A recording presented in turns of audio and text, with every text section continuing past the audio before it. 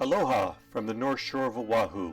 We're going to continue our trek north to the pipeline, and we're leaving Three Tables Beach, and you can see Shark Cove up ahead. One of the things I forgot to mention, there is a bike path that's not on the street starting at about Three Tables Beach that goes all the way to Sunset Beach and beyond. That's a great place to ride your bike because it's really safe compared to trying to drive on the two-lane road. We're going to go inland in a minute, right here at Shark Cove, making a right-hand turn, looking to see what's on the other side of the road. It's one of my favorite places to eat. This is a big tourist attraction. A lot of people like to wait out there and check out everything along Shark's Cove. There you're looking south, then we're looking east, and then we're looking north, and then we'll scan back around to the south because I wanted to show you there's a place, and I'm not even sure if there's an official name to it, but it's just north of Foodland, and it's right where you see that vertical red little marker I put in. There's a real large parking lot there, and around the perimeter there are food trucks, and the food is really good. It's really crowded there during the day. There's a different view of it. I eat there all the time, and it's not cheap, okay? For a meal, it's about $15, and a drink, you're looking at $15 to $20 for food. There's places to eat. You can park right in the center. My favorite two places are the North Shore Taco Truck, which is that one there, and Shark Cove Grill. They've got some great food there too, and some of the places have some, I'll say, healthier food if you're interested in eating healthy. I've moved up the road a bit, and as you will see, there are no houses between the road and the beach here. There is some trees, and this is the area that I mentioned that the beach is so wide or deep. It's at least 200 feet from the water line to the trees, and I'm going to give you a better shot of it in a minute. If Waimea is full, Waimea Bay parking lot, or Three Tables Beach, or Three Tables Beach are packed, this is where I come because there's always room here. Huge beach, long, plenty of room for everybody. I don't know that there's any real surf breaks right where I was showing you at the very beginning, but I will take you to one of the most underrated surf spots that I know of, and it's called Log Cabin. There's a better view looking south, and we're panning inland now.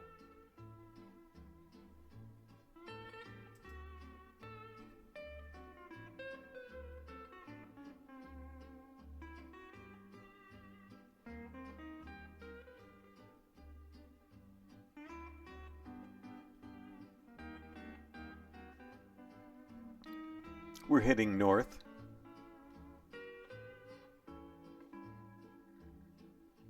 Log Cabins is out to the left of this point where we're at right now. You see the rock pile on the beach? That is a surf spot called Rock Pile, and to the right of that there's a little lifeguard tower which I'll point out. So it's a good place to hang out, and this is launching from the lifeguard tower in that area, and there's that rock pile again, and we're going to head south and go check out Log Cabin. The way that this break got its name, it was in the 60s. There were no houses along that stretch of the beach, but there was a log cabin, and that's how they named it Log Cabin. There's a couple of guys out in the water, and up until a couple of years ago, I never even heard of this break, and the information I've gathered is that on the outside reef, it will hold a swell up to 86 feet, which is huge. And then the wave reforms and it comes inside to the inner reef break, which is what you're seeing here. This is just down the block from the pipeline. Watch this guy. I don't know if you caught that. He got knocked off his board and he does body surfing afterwards. Very cool. Okay, boogie board did a 360. Nice, getting some airtime.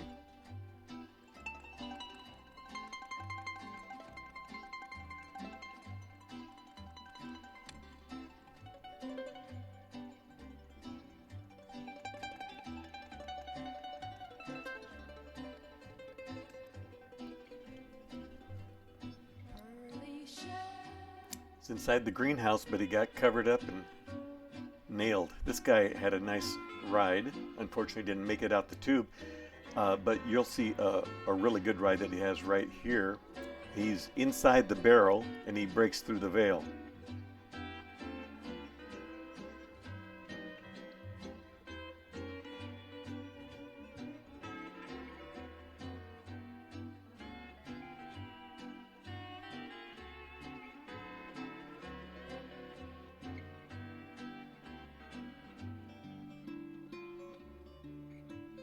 That's tough to pull off. Flying back to where I was launching from, you can see the little lifeguard station there. Now we've moved up the beach. We're actually at Banzai Pipeline.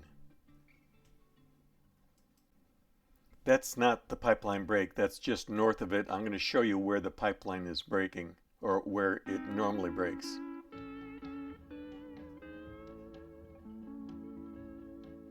Straight out there.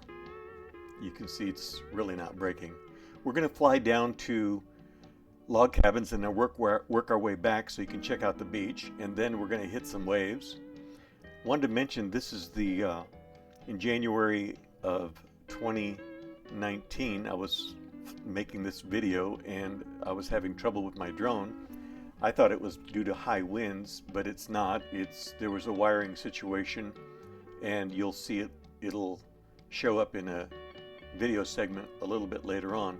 I had to actually retire this drone after 2 years of flying about 500 miles worth of drone miles. There's the rock pile. Now we're heading back.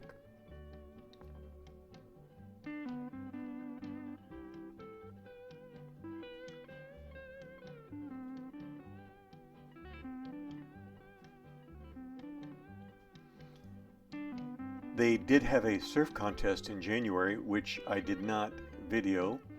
They have so many drones out there that my dollar investment, I don't want to lose it. And I'm talking about, there are videos called Drone Wars because there's so many drones out here and they're all trying to sit in the same spot to get the guy getting the tube ride. And it's just, I've seen a lot of videos of people getting knocked out of the sky and losing their drone.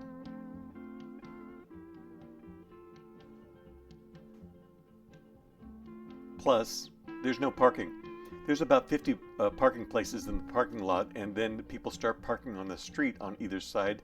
And when there's a contest here, there can be, within a half mile either direction, no parking. And carrying all this equipment that distance is kind of tough for me.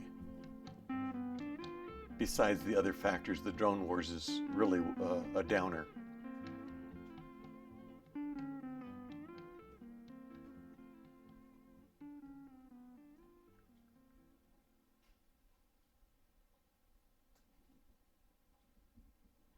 This is where pipeline is right here.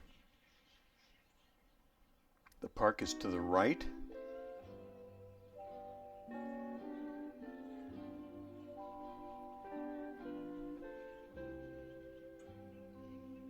And Rocky Point is right up the road here. That's the next little point sticking out. We'll catch that on part 5. So same drone. You see it flickering. It's gonna warp out in a second. These are the waves straight out from where I launched from, but you can see what's happening with my drone. You just can't do videos like that. So I came in and landed. Now, these are videos I took 2 years ago, the same drone, less mileage on it. I'd only been flying this drone for 3 weeks. Nice. 360 airtime, but no re-entry.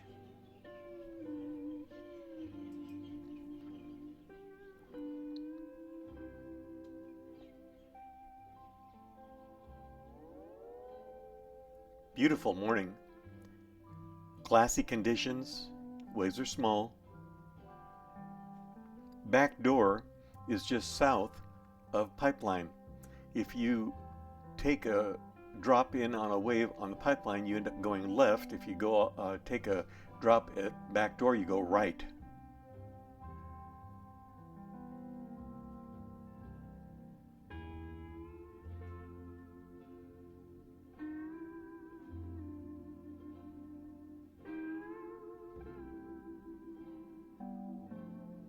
I know I've got some more video segments of Backdoor coming up.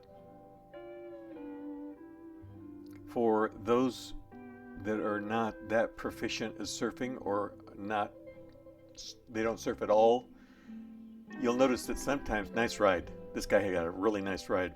When the guys are on the wave, they stick a hand into the wave to slow themselves down, to put them further back into the tube. Watch it.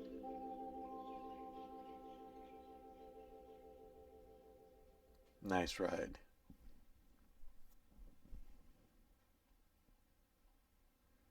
Clean cut back.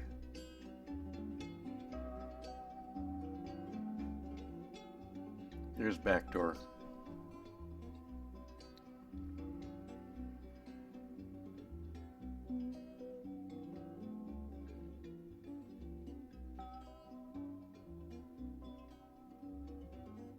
Nice.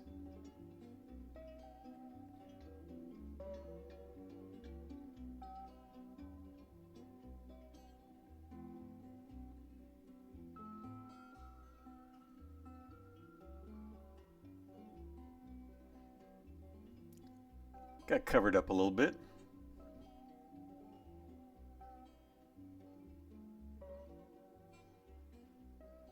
This surfing chick can really do it, man. She was ripping.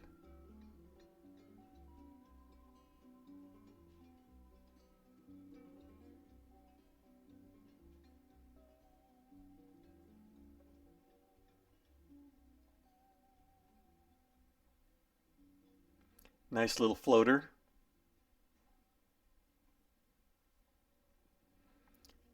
This is a few days earlier when the swell actually was there, January 13th. That's what it looks like on the beach at the Pipeline. Now, as we're scanning the beach, I want to mention, when you watch this video, now you will understand why I video in the morning. Because afternoon videos do not come out very good. You see the sun, you want the sun behind your back, not shooting videos or pictures directly into the sun as we are here. Remember, I'd only been flying this drone for 3 weeks. That's why I'm parked way out here. There were 4 other drones flying at the same time, and that was 2 years ago. You'll see them zipping around if you watch the screen. Make sure you watch these on a big screen. You'll be stoked. There's some good rides coming up. Look at that outside.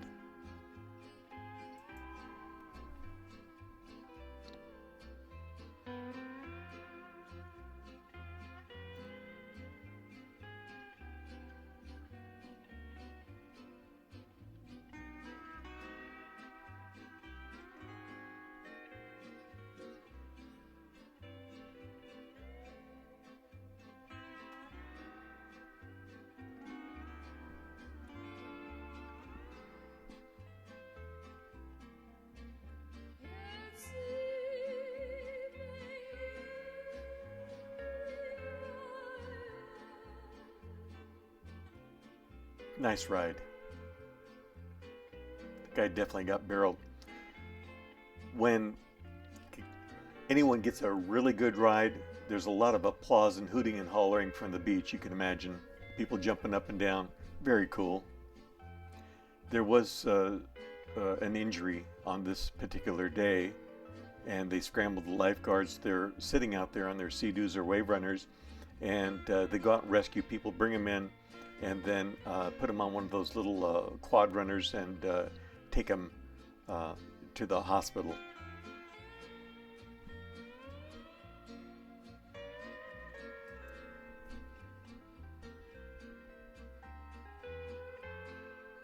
There they are. They're sitting there. It's unfortunate that they have to do that, but I'm glad that they're there.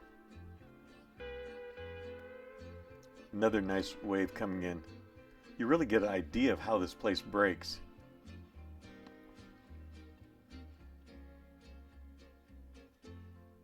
Guy's got a nice ride here.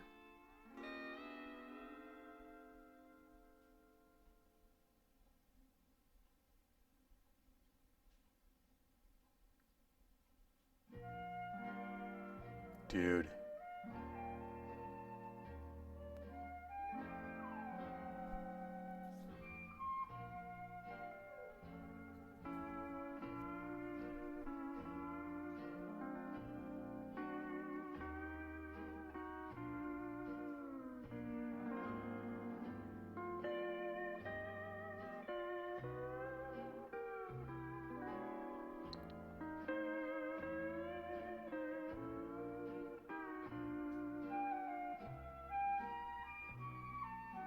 Everybody's trying to get in the right position.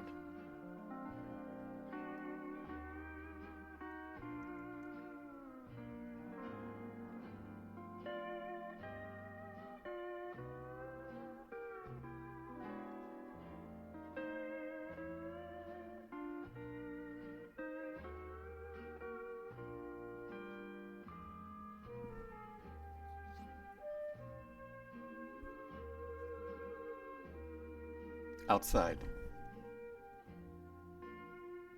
Looks like a good one.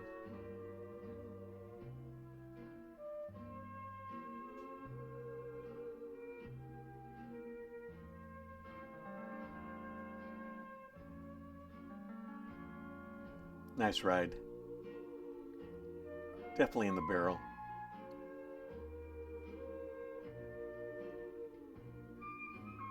You know what? This was the same as the previous good ride because I wanted to show it again because it's such a nice wave. Okay, well, we're at the end of the video, which means that we got to fly in and land. It was really kind of funny if you watch this video this far. I'm looking to find out where I am on the beach because I can't. Like I said, I was only doing this for 3 weeks. There's a button you can push on the transmitter to bring it and land it right where you're at, but I'm trying to do it manually. And when I get to the landing position, I had to turn the drone sideways because there's sensors on it and it won't let you travel. If it senses an obstacle, whether it's a person or a thing, it will not move in that direction. That's why we're landing sideways.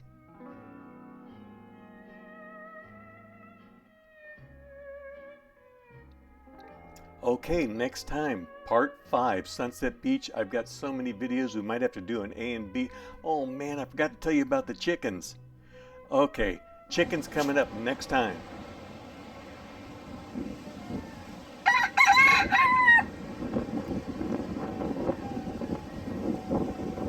We're at the end of the video, so you can stick a fork in me. I am done. I'll catch you on the flipper. 5x5 in the pipe, over and dude out.